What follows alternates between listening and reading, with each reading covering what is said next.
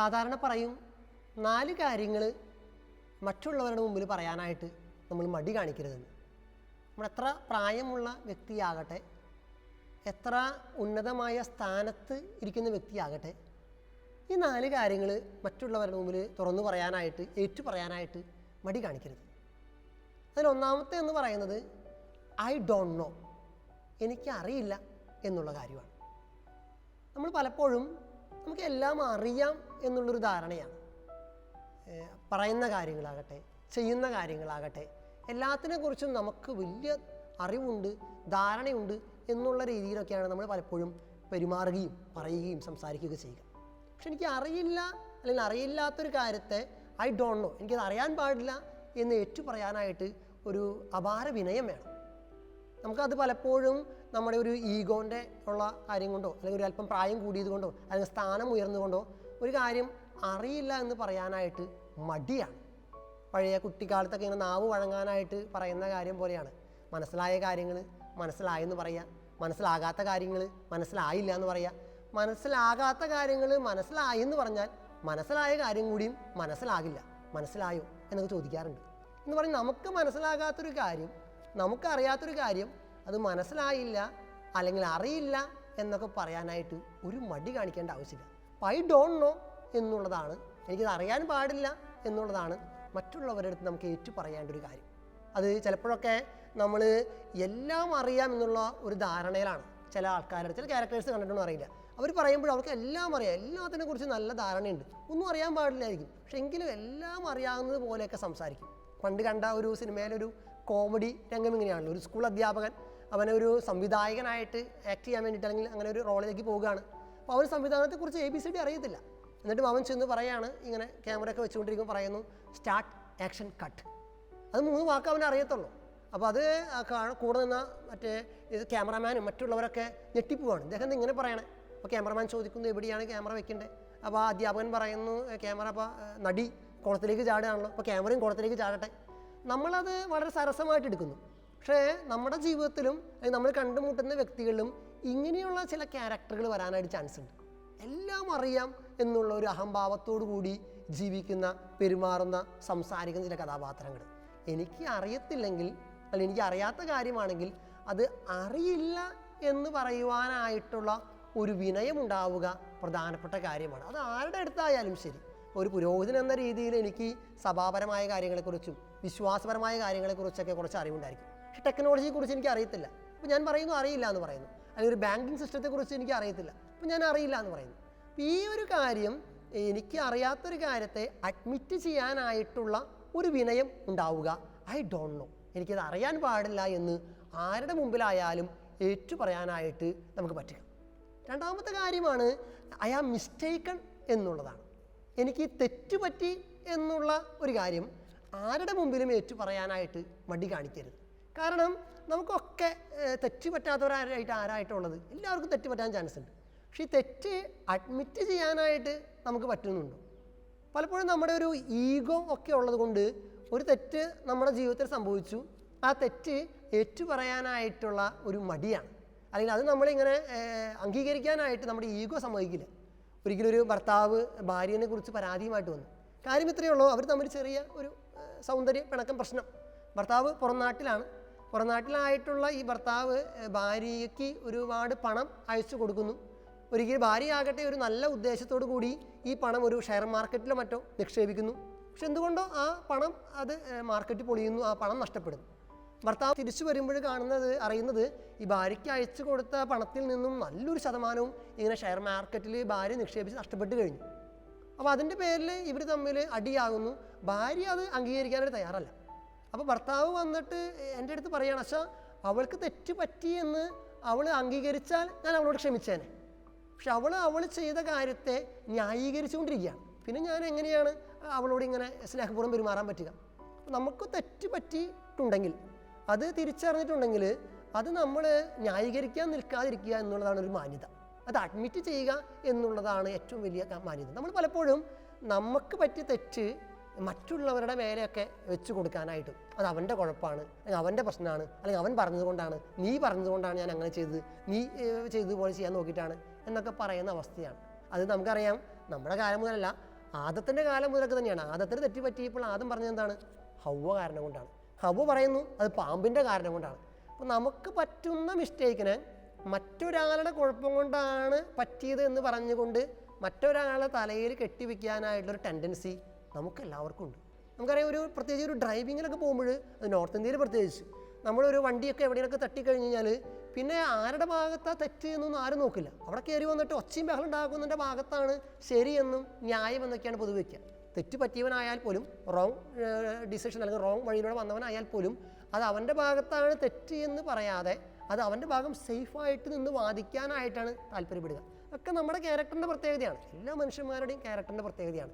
നമ്മളെടുത്ത ഒരു ഡിസിഷൻ തെറ്റായി പോയി കഴിഞ്ഞാൽ, പറഞ്ഞൊരു കാര്യം തെറ്റായി പോയി കഴിഞ്ഞാൽ, ചെയ്ത ഒരു പ്രവൃത്തി തെറ്റായി പോയി കഴിഞ്ഞാൽ നമുക്കത് തെറ്റാണെന്നും എനിക്ക് തെറ്റ് പറ്റിയെന്നും മിസ്റ്റേക്കൺ എന്നൊക്കെ പറഞ്ഞ് അഡ്മിറ്റ് ചെയ്യാനായിട്ട് വലിയ മടിയാണ്. അപ്പോൾ അത് ഉണ്ടാക്കിയെടുക്കേണ്ട ഗുണങ്ങളിലൊന്നാണ് ഈ തെറ്റ് പറ്റിയിട്ടുണ്ടെങ്കിൽ എനിക്ക് തെറ്റ് പറ്റിയെന്ന് ഏറ്റുപറയാനായിട്ടുള്ള ഒരു മാന്യത.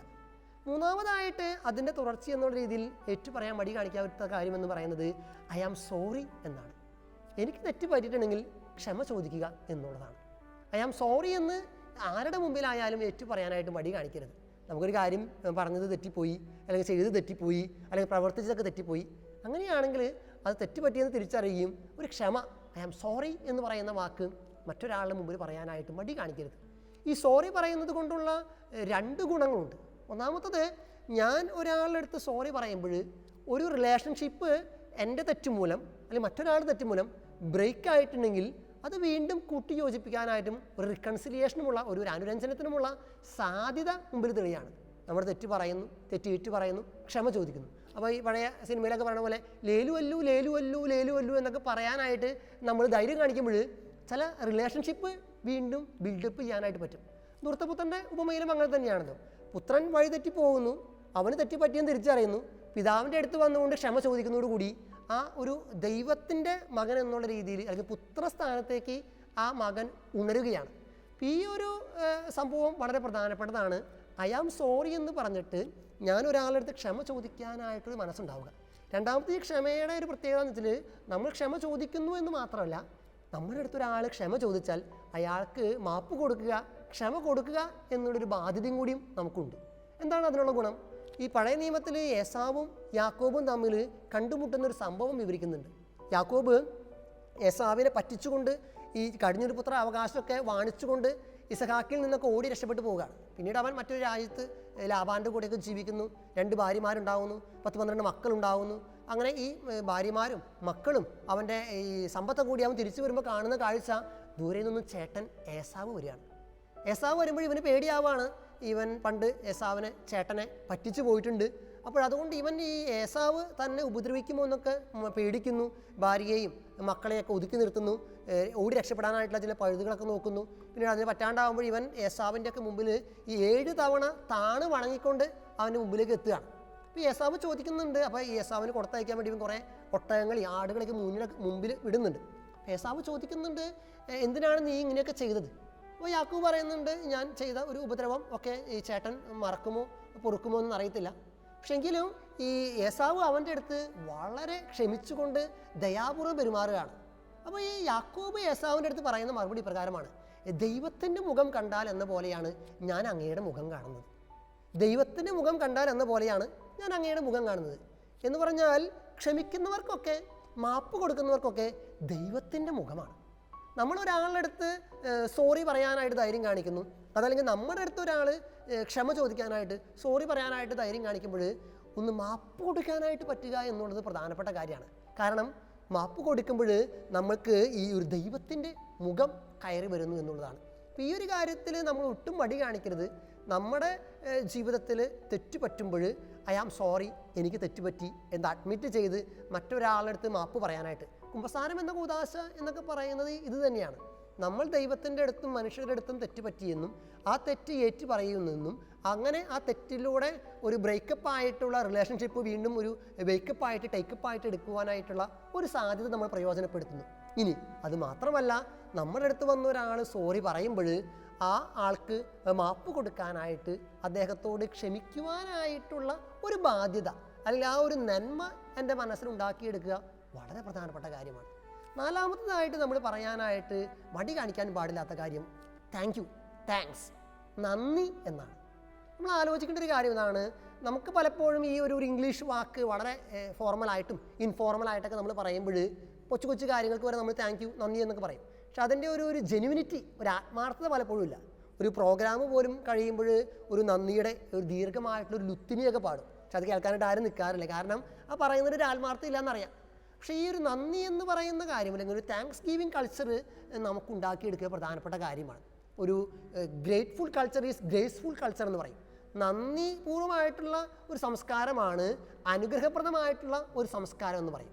ഈ ഒരു നന്ദിയുടെ സംസ്കാരം വളർത്തിയെടുക്കാനായിട്ട് ആരോടാണ് നന്ദി കാണിക്കേണ്ടത്? മനുഷ്യന്മാരുടെ അടുത്ത് നന്ദി കാണിക്കണം, തമ്പുരാൻ്റെ അടുത്ത് നന്ദി കാണിക്കണം. അത് എന്തിനാണ് നന്ദി കാണിക്കേണ്ടത്? അത് ഈ വിശുദ്ധ കമിലസിൻ്റെ ജീവിതത്തിൽ ഒരു കൊച്ചു കഥ പറയുന്നുണ്ട്. വിശുദ്ധ കമിലസിൻ്റെ ജീവിതത്തിൽ കമിലസും അദ്ദേഹത്തിൻ്റെ കൂട്ടുകാരും കൂടി ഒരിക്കലും ഇങ്ങനെ യാത്ര പോകുകയായിരുന്നു. യാത്ര പോകുമ്പോൾ കുറച്ച് കള്ളന്മാർ വന്നിട്ട് ഈ കമിലസിനെയും കൂട്ടുകാരെയും ഒക്കെ ആക്രമിക്കുന്നു. അവരുടെ സ്വത്തും അവരുടെ കുറച്ച് ഭക്ഷണങ്ങളും ഒക്കെ കവർന്നെടുത്തതിന് ശേഷം അവർ രക്ഷപ്പെടുന്നു. ഈ അവരെയൊക്കെ അടിച്ചിട്ട് വീണ് കിടന്നു കഴിഞ്ഞിട്ട് കമിലസ് വീണ്ടും ചാടി എണീറ്റിട്ട് ഉച്ചസ്വരത്തിൽ ദൈവത്തിന് നന്ദി പറയാണ്. ദൈവത്തിന് നന്ദി പറയുമ്പോൾ ഈ കൂട്ടുകാരന്മാരിൽ സന്യാസിമാരിൽ ഒരാൾ കമിലസിൻ്റെ അടുത്ത് അല്പം ദേഷ്യപ്പെട്ട് ഗൗരവത്തിൽ ചോദിക്കുകയാണ്, കമിലസ്, നീ എന്തിനാണ് ഇപ്പോൾ ദൈവത്തിന് നന്ദി പറഞ്ഞത്? ഈ കള്ളന്മാർ വന്നതൊക്കെ നമ്മളെ ആക്രമിച്ച് അടിച്ച് കീഴ്പ്പെടുത്താനാണോ നിങ്ങൾ ഇപ്പോൾ ദൈവത്തിന് നന്ദി പറയുന്നത്? ഒരു പരിഹാസ രൂപേണ ഈ കൂട്ടുകാരൻ ചോദിക്കുകയാണ്. അതിന് മറുപടിയായിട്ട് കമിലസ് പറയാണ്, 4 കാര്യങ്ങൾക്കാണ് ഞാനിപ്പോൾ ദൈവത്തിന് നന്ദി പറഞ്ഞത്. 4 കാര്യങ്ങൾക്ക്. എന്താണ് കമിലസ് പറയുന്നത്? ഒന്നാമത്തെ കാര്യം എന്ന് പറയുന്നത്, ഇന്നാണ് ആദ്യമായിട്ട് കള്ളന്മാർ നമ്മളെ ആക്രമിച്ച് കീഴ്പ്പെടുത്തിയത്. ഇത്രയും നാൾ നമുക്ക് ഒരു കുഴപ്പവും വരാതെ ദൈവം കാത്തു പരിപാലിച്ചു. ആ കൂടി ഇന്ന് മാത്രമേ ആക്രമിച്ചുള്ളൂ. അപ്പോൾ അതിനാണ് ഇത്രയും നാളും ദൈവം നമ്മളെ കാത്തു പരിപാലിച്ചു എന്നതിനാണ് ഞാൻ ആദ്യമായിട്ട് നന്ദി പറയുന്നത്. രണ്ടാമത്തെ കമിലസ് പറയാണ്, രണ്ടാമതായിട്ട് ഞാൻ നന്ദി പറയുന്നത്, കള്ളന്മാർ നമ്മളെയാണ് ആക്രമിച്ച് കീഴ്പ്പെടുത്തിയത്. ആശ്രമത്തിലുള്ളവരും ആശ്രമത്തിലുള്ളതും വളരെ സുരക്ഷിതമാണ്. അപ്പോൾ നമുക്ക് മാത്രമാണ് അപകടം പറ്റിയത്, മറ്റുള്ളവരൊക്കെ സുരക്ഷിതരായിട്ടിരിക്കുന്നു എന്നുള്ള കാര്യം ഓർക്കുമ്പോഴാണ് ഞാൻ ദൈവത്തിന് നന്ദി പറയുന്നത്. മൂന്നാമത്തെ കമിലസ് പറയാണ്, കള്ളന്മാർ നമ്മളെ ആക്രമിച്ച് കീഴ്പ്പെടുത്തി നമ്മുടെ ഈ പറഞ്ഞ ഭക്ഷണങ്ങളും ഒക്കെ എടുത്തുകൊണ്ട് പോയി, പക്ഷെ നമ്മുടെ ജീവന് അവരൊരു ഉപദ്രവം വരുത്തിയില്ല. അത് വളരെ പ്രധാനപ്പെട്ട കാര്യമാണ്. അപ്പോൾ നമ്മുടെ ജീവൻ ദൈവം സംരക്ഷിച്ചു എന്നുള്ളത് കൊണ്ടാണ് ഞാൻ നന്ദി പറയുന്നത്. നാലാമത്തത് കമിലസ് പറയാണ്, ഒന്ന് ഓർക്കൂ, കള്ളന്മാരാണ് നമ്മളെ ആക്രമിച്ച് കീഴ്പ്പെടുത്തിയത്. മറ്റൊരാളെ ആക്രമിച്ച് കീഴ്പ്പെടുത്തുന്ന കള്ളന്മാരായി ദൈവം നമ്മളെ മാറ്റിയിട്ടില്ല. ഒന്ന് ഓർത്തു നോക്കൂ, കള്ളന്മാരാണ് നമ്മളെ ആക്രമിച്ച് കീഴ്പ്പെടുത്തിയത്. മറ്റൊരാളെ ആക്രമിച്ച് കീഴ്പ്പെടുത്തുന്ന കള്ളന്മാരായി ദൈവം നമ്മളെ മാറ്റിയിട്ടില്ല ഇതുവരെ. അപ്പോൾ വന്നുപോയ കിട്ടിയ അനുഗ്രഹങ്ങൾക്ക് മാത്രമല്ല, വരാതെ പോയ കിട്ടാതെ പോയ അനർത്ഥങ്ങൾക്കും കൂടി വേണ്ടി നമ്മൾ നന്ദി പറയാനായിട്ട് കടപ്പെട്ടവരാണ്. അത് ജീവിതത്തിൻ്റെ ഒരു ഭാഗമായിട്ട് മാറ്റേണ്ടതാണ് ഈ ഒരു സംസ്കാരം, നന്ദിയുടെ സംസ്കാരം. അത് പലപ്പോഴും നമ്മൾ ഈ മനുഷ്യന്മാർ തന്നെ കുറ്റപ്പെടുത്തി പറയാറുണ്ട്, ഒരു നന്ദി ഇല്ലാത്തവരാണ് മനുഷ്യന്മാരെന്നൊക്കെ ചിലപ്പോഴൊക്കെ ഈ കുറ്റപ്പെടുത്തി പറയാറുണ്ട്. കാരണം സഹജീവികൾ അല്ലെങ്കിൽ സർവ്വജീവജാലങ്ങൾ വെച്ച് നോക്കുമ്പോൾ ഒരു നന്ദിയും പ്രകടിപ്പിക്കാത്ത ചില ജീവികളാണ്. മനുഷ്യന്മാരെക്കാളും നന്ദി പലപ്പോഴും മറ്റ് ചില ജീവികൾക്കൊക്കെ ഉണ്ട് എന്നൊക്കെ പറയാറുണ്ട്. ഈ പ്രത്യേകിച്ച് ഈ നായനെ കുറിച്ചൊക്കെ പറയുന്നതാണ്. നമുക്കറിയാം, ഒരു 2020 ഇടുക്കിയിലെ പെട്ടിമുടിയിൽ പ്രളയത്തിൽ അവിടെ ഒരു പാടി മൊത്തം ഒലിച്ചു പോവുകയും, അപ്പോൾ ആ സമയത്ത് ഒരു ആഗസ്റ്റ് മാസത്തിലാണ് അത് സംഭവിക്കുന്നത്. അവിടെ ആ വീട്ടിലുണ്ടായിരുന്ന, അല്ലെങ്കിൽ ഏതൊരു വീട്ടിലുണ്ടായിരുന്ന കുവി എന്ന് പറയുന്ന ഒരു നായയെക്കുറിച്ച് അന്ന് പത്രങ്ങളിലൊക്കെ വലിയ കാര്യമായിട്ട് വന്നിരുന്നു. കുവി എന്ന് പറയുന്ന നായ അതിൻ്റെ യജമാനത്തി എന്നൊക്കെ കണക്കാക്കുന്ന 2 വയസ്സുള്ള ധനുഷ്ക എന്ന് പറയുന്ന കൊച്ചിൻ്റെ ഡെഡ് ബോഡി കണ്ടെത്താനായിട്ട് ഈ പോലീസുകാരെ സഹായിച്ചു എന്നാണ് പറയണത്. അതിന് കാരണമായിട്ട് പറയുന്നതാണ്, തൻ്റെ യജമാനത്തിയോടുള്ള നന്ദി സൂചകമായിട്ട് ഒരു 7-8 ദിവസത്തോളം ഭക്ഷണം പോലും കഴിക്കാതെ, അല്ലെങ്കിൽ കുറച്ച് മാത്രം കഴിച്ചുകൊണ്ട് ഈ നായ പോലീസുകാരുടെ അന്വേഷണ സംഘത്തിൽ പങ്കുചേരുകയും ഒടുവിൽ ഈ കുട്ടിയുടെ മൃതദേഹം കണ്ടെത്തുന്നതുവരെ ഈ കുവി എന്നുള്ള നായ അതിൻ്റെ കല്ലുകൾക്കിടയിൽ നിന്നും പാറകൾക്കിടയിൽ നിന്നൊക്കെ ആ മൃതദേഹം കണ്ടെത്താനായിട്ട് സഹായിച്ചു എന്നൊക്കെ പറയാണ്. അത് ഈ നായയുടെ നന്ദിയാണ്. അപ്പം ജീവജാലങ്ങൾക്ക് അല്ലെങ്കിൽ മറ്റു മൃഗങ്ങൾക്ക് പലപ്പോഴും മനുഷ്യന്മാരെക്കാളൊക്കെ ഒരുപാട് നന്ദി കാണിക്കുന്ന ഒരു സ്വഭാവമൊക്കെ ഉണ്ട്. നമ്മൾ മാത്രമാണ് ഒരു ഗ്രേറ്റ്ഫുൾ അല്ലാത്ത ഒരു താങ്ക്സ് ഗിവിങ് കൾച്ചറൊന്നും നമ്മൾ വളർത്തിയെടുക്കാനായിട്ട് പഠിച്ചിട്ടില്ല, നമ്മുടെ മക്കളെ പഠിപ്പിക്കുന്നില്ല. ജെറോമിൻ്റെ ജീവിതത്തിലും ഇതേപോലെ തന്നെ ഒരു കൊച്ചു കാര്യം പറയുന്നുണ്ട്. അതായത് വിശുദ്ധ ജെറോമിൻ്റെ ആശ്രമത്തിൽ ഒരിക്കലും ഒരു സിംഹം വരികയാണ്. സിംഹം വരുന്നു. സിംഹം അവിടെ കിടന്ന ആശ്രമത്തിന് മുമ്പിൽ കിടന്ന് ഒച്ചയും ബഹളം ഉണ്ടാക്കുന്നു, അലറുന്ന സിംഹത്തിൻ്റെ അലർച്ച കേട്ടിട്ട് സന്യാസിനിമാരൊക്കെ പേടിക്കുന്നു. ജെറോം പോയി നോക്കുമ്പോൾ കാണുന്ന കാഴ്ച എന്താണ്? ആ സിംഹം അലറുന്നത് അതിൻ്റെ കാലും ഒരു മുള്ളു കൊണ്ടിട്ടാണ്. തീർച്ചയായിട്ടും ജെറോം ഒരു അല്പം പേടിച്ചിട്ടാണെങ്കിലും സിംഹത്തിൻ്റെ അടുത്ത് ചെല്ലുന്നു, ആ കാലിലെ മുള്ളെടുത്ത് കളയുന്നു. ആ മുള്ളെടുത്ത് കളയുന്നതോടുകൂടി ആ മൃഗം ആ ജെറോമുമായിട്ട് ഒരുപാട് അടുക്കുന്നു. ആ ആശ്രമത്തിൽ തന്നെ കഴിഞ്ഞുകൂടാനായിട്ട് അതിന് താല്പര്യമാകുന്നു. ആശ്രമത്തിൽ ജെറോമിനൊപ്പം തന്നെ ആ സിംഹം കഴിയുന്നു. സാവകാശം ഈ ആശ്രമവാസികളൊക്കെ ഈ സിംഹത്തോട് കൂട്ടുകൂടുന്നു. അവിടെ ആശ്രമത്തിൽ ഒരു കഴുതയുണ്ട്. ഈ കഴുതയെ വിറക് ശേഖരിക്കാനൊക്കെ ആയിട്ട് വിടുമ്പോൾ കൂട്ടത്തിൽ ഈ സിംഹത്തെയും വിടുന്നു. പക്ഷെ എന്തിനു പറയുന്നു, ഈ കഴുത ഒരിക്കലും വിറക് ശേഖരിച്ച് തിരിച്ചു വന്നില്ല. അപ്പോൾ സ്വാഭാവികമായിട്ടും ആശ്രമവാസികൾ വിചാരിച്ചു ഈ സിംഹം അതിനെ കൊന്നുകളഞ്ഞു എന്നൊക്കെയാണ്. പക്ഷേ അപ്പോൾ അങ്ങനെ ആശ്രമവാസികൾ ഈ സിംഹത്തെ ആക്രമിക്കാനായിട്ടും അതിനെ ഉപദ്രവിക്കാനായിട്ടൊക്കെ തുടങ്ങുന്നു. ആശ്രമത്തിൽ നിന്നൊക്കെ അതിനെ പുറത്താക്കുന്നു. സത്യത്തിൽ കഴുതയെ ആരോ കൊള്ളക്കാർ പിടിച്ചുകൊണ്ട് പോയതാണ്. വർഷങ്ങൾക്ക് ശേഷം പിന്നീട് ഒരു വ്യാപാര സംഘത്തിൻ്റെ കൂടെ ഈ കഴുതയെ കാണുന്ന സിംഹം ഈ വ്യാപാര സംഘത്തെ ആക്രമിക്കുന്നു. ആ വ്യാപാര സംഘങ്ങൾ ഓടി ആശ്രമത്തിലേക്ക് ജീവന് വേണ്ടിയിട്ട് രക്ഷപ്പെടാൻ വേണ്ടി വരുന്നു, കൂട്ടത്തിൽ ഈ കഴുതയും. അപ്പോൾ ആശ്രമവാസികൾക്ക് കാര്യം മനസ്സിലാകുന്നു, സിംഹത്തിൻ്റെ ഭാഗത്തല്ല തെറ്റെന്നും. പിന്നീട് ഈ ആശ്രമവാസികളിൽ പ്രത്യേകിച്ച് ജെറോം സിംഹത്തിൻ്റെ അടുത്ത് ചെല്ലുകയും ഒത്തിരി സ്നേഹപൂർവ്വം അതിൻ്റെ അടുത്ത് പെരുമാറുകയും അതിനെ ആശ്രമത്തിൻ്റെ ഉള്ളിലേക്ക് സ്വീകരിച്ചു എന്നൊക്കെ പറയുന്നുണ്ട്.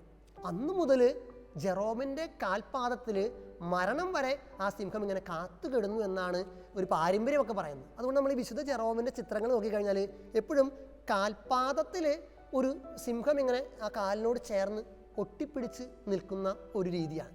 അപ്പോൾ അതുകൊണ്ട് ഒരു മൃഗങ്ങൾക്ക് ഉള്ള ഒരു നന്ദി സൂചകമായിട്ടുള്ള പെരുമാറ്റം പലപ്പോഴും മനുഷ്യർക്ക് ഉണ്ടാകാറില്ല എന്നുള്ളൊരു സങ്കടമുണ്ട്. ഈശോ തന്നെ പലപ്പോഴും എന്താണ് ഈ നന്ദി പറയുമ്പോൾ ഒരു ഉപകാരം എന്ന് വെച്ചാൽ നമുക്കറിയാം, 10 കുഷ്ഠരോഗികളുടെ ഉപമ സുവിശേഷത്തിൽ ലൂക്കാ സുവിശേഷത്തിൽ 17-ാം അധ്യായത്തിൽ പറയുന്നുണ്ട്. തിരിച്ച് സുഖപ്പെട്ടു പോയവരിൽ ഒരാളാണ് നന്ദി പറയാനായിട്ട് തിരിച്ചു വരുന്നത്. അദ്ദേഹത്തെ ആകട്ടെ ഒരു വിജാതീയനാണെങ്കിൽ പോലും ഈശോ പ്രശംസിച്ചുകൊണ്ട് സംസാരിക്കുകയാണ്. ഒരാൾ നന്ദി പറയുമ്പോൾ അല്ലെങ്കിൽ നന്ദി സൂചകമായിട്ടുള്ള ഒരു ജീവിതം നയിക്കുമ്പോൾ ഉണ്ടാകുന്ന ഒരു ഗുണമെന്ന് പറയുന്നത് തമ്പുരാൻ്റെ പ്രശംസയ്ക്ക്, ദൈവത്തിൻ്റെ പ്രശംസയ്ക്ക് പാത്രമാകുന്നു എന്നുള്ളതാണ്. എന്താണ് ഏറ്റവും വലിയ നന്ദി പ്രകാശനം? ഏറ്റവും വലിയ നന്ദി പ്രകാശനം എന്നൊക്കെ പറയുന്നത് സത്യത്തിൽ പരിശുദ്ധ കുർബാനയാണ്. നമുക്കറിയാം, വിശുദ്ധ കുർബാന എന്നുള്ളതിൻ്റെ ഒരു ഗ്രീക്ക് വാക്കൊക്കെ വരുന്നത് യുക്കരിസ്തിയ എന്നുള്ള ഒരു ഗ്രീക്ക് വാക്കിൽ നിന്നാണ് ഈ യുക്രിസ്റ്റ് വിശുദ്ധ കുർബാന എന്നുള്ളതൊക്കെ വരുന്നത്. ഈ യുക്രിസ്തിയ എന്നുള്ള വാക്കിൻ്റെയൊക്കെ അർത്ഥം സത്യത്തിൽ താങ്ക്സ് ഗിവിങ് എന്നുള്ളതാണ് അതിൻ്റെ അർത്ഥം. അപ്പോൾ നന്ദി പ്രകാശിപ്പിക്കുക എന്നുള്ളതാണ് വിശുദ്ധ കുർബാന. അതുകൊണ്ട് നമ്മൾ വിശുദ്ധ കുർബാനയിൽ പങ്കെടുക്കുമ്പോൾ ദൈവത്തോടുള്ള ഒരു നന്ദി പ്രകാശനമാണ്, ഒരു പരസ്യമായിട്ടുള്ള നന്ദി പ്രകാശനമാണ്. നമുക്ക് മുമ്പിൽ 2 ഓപ്ഷനുണ്ട്. ഒന്ന്, വിശുദ്ധ കുർബാനയിൽ ഭക്തിപൂർവ്വം പങ്കെടുത്തുകൊണ്ട് നന്ദി പ്രകാശിപ്പിക്കുക. അതല്ലെങ്കിൽ നമ്മുടെയൊക്കെ ഒരു ജീവിതം ഒരു കുർബാനയാക്കി മാറ്റിക്കൊണ്ട് മറ്റുള്ളവരോടുള്ള ഒരു നന്ദി പ്രകാശിപ്പിക്കാനായിട്ട് കഴിയുക എന്നുള്ളതാണ്. പറഞ്ഞു വെച്ച കാര്യങ്ങളെ ഒന്നും കൂടി ഒന്ന് സംഗ്രഹിക്കുകയാണ്. ഒന്നാമതായിട്ട് പറയുന്ന 4 കാര്യങ്ങൾ മറ്റുള്ളവരുടെ മുമ്പിൽ ഏറ്റുപറയാനായിട്ട്, തുറന്നു പറയാനായിട്ട് നമ്മൾ ഏത് കാലാവസ്ഥയിലോ അല്ലെങ്കിൽ ഏത് സ്വഭാവ രീതിയിലോ ഏത് പ്രായത്തിലോ സ്ഥാനത്തോ ഇരിക്കുന്ന ആളായാലും മടി കാണിക്കരുത്. ഒന്നാമത്തത്, ഐ ഡോണ്ട് നോ, എനിക്ക് അറിയാൻ പാടില്ല. അറിയാത്ത കാര്യങ്ങൾ അറിയില്ല എന്ന് പറയാനായിട്ടുള്ള ഒരു വിനയം ഉണ്ടാവുക. രണ്ടാമത്തത്, ഐ ആം മിസ്റ്റേക്കൺ, എനിക്ക് തെറ്റുപറ്റി എന്നുള്ളതാണ്. എൻ്റെ ഭാഗത്തു നിന്നും ഒരു പിഴവ് സംഭവിച്ചു കഴിഞ്ഞാൽ അത് തെറ്റുപറ്റി, എൻ്റെ ഭാഗത്തു നിന്ന് വന്ന കുറവാണ് എന്ന് പറയുവാനായിട്ടുള്ള ഒരു ധൈര്യം ഉണ്ടാവുക എന്നുള്ളതാണ്. മൂന്നാമത്തത്, ഐ ആം സോറി, എന്നോട് ക്ഷമിക്കുക എന്ന് പറയാനായിട്ടുള്ള ഒരു വിനയം ഉണ്ടാവുക എന്നുള്ളതാണ്. പലപ്പോഴും ഈ സോറി പറയുമ്പോൾ ഒരു ഉപകാരം എന്ന് വെച്ചാൽ നമ്മൾ ദൈവത്തിൻ്റെ മുഖമുള്ളവരായിട്ട് മാറുന്നു എന്നുള്ളതാണ്. മാപ്പ് പറയുവാനായിട്ട് മറ്റൊരാൾ നമ്മളോട് മാപ്പ് പറയുമ്പോൾ അത് മാപ്പ് കൊടുക്കാനായിട്ടൊക്കെയുള്ള ഒരു ദൈവിക ഭാവം സ്വന്തമാക്കുക എന്നുള്ളത് പ്രധാനപ്പെട്ടതാണ്. നാലാമത്തത് താങ്ക്സ് ആണ്, നന്ദിയാണ്. മറ്റുള്ളവരോട്, ദൈവത്തോടാകട്ടെ മറ്റു മനുഷ്യരോടാകട്ടെ ഒരു കൃതജ്ഞതാപൂർവമായിട്ടുള്ളൊരു ജീവിതം നയിക്കുവാനായിട്ടും, അത് വാക്കിൽ മാത്രമല്ല പ്രവൃത്തിയിലായാലും ഒരു കൃതജ്ഞതാപൂർവമായിട്ടുള്ളൊരു ജീവിതം ഉണ്ടാക്കിയെടുക്കുവാനായിട്ട് നമുക്ക് പറ്റുക എന്നുള്ളതാണ് പ്രധാനപ്പെട്ട കാര്യം. അങ്ങനെ ഉണ്ടാക്കിയെടുക്കുന്നതോടുകൂടി നമ്മൾ ദൈവത്തിൻ്റെ പ്രശംസയ്ക്ക്, ദൈവത്തിൻ്റെ പ്രീതിക്ക് പാത്രമാകുന്നു എന്നുള്ളതാണ്. അത് ഏറ്റവും വലിയ പൂർത്തീകരണമാണ് പരിശുദ്ധ കുർബാന എന്ന് പറയുന്നത്. കാരണം പരിശുദ്ധ കുർബാന എന്ന വാക്കിൻ്റെ അർത്ഥം തന്നെ താങ്ക്സ് ഗിവിങ്, നന്ദി പ്രകാശനം എന്നുള്ളതാണ്. പരിശുദ്ധ കുർബാനയിൽ ഭക്തിപൂർവ്വം പങ്കെടുക്കുക എന്നുള്ളത് തന്നെ തമ്പുരാനോട് കാണിക്കാവുന്ന ഒരു നന്ദി പ്രകാശനമാണ്. അതിന് നമുക്ക് പറ്റുക ഈ 4 ഗുണങ്ങൾ നമ്മുടെ ജീവിതത്തിൽ ഉണ്ടാക്കിയെടുക്കുവാനായിട്ടും ആ രീതിയിൽ ജീവിതത്തെ കുറേയും കൂടിയൊക്കെ ഒന്ന് പോസിറ്റീവായിട്ട് സമീപിക്കുവാനായിട്ടും ജീവിതത്തെയും സ്വഭാവത്തെയും ഒക്കെ ഒന്ന് ക്രമപ്പെടുത്തുവാനായിട്ടും നിങ്ങൾക്ക് സാധിക്കട്ടെ എന്ന് പ്രാർത്ഥിക്കുന്നു, ആശംസിക്കുന്നു. നന്ദി.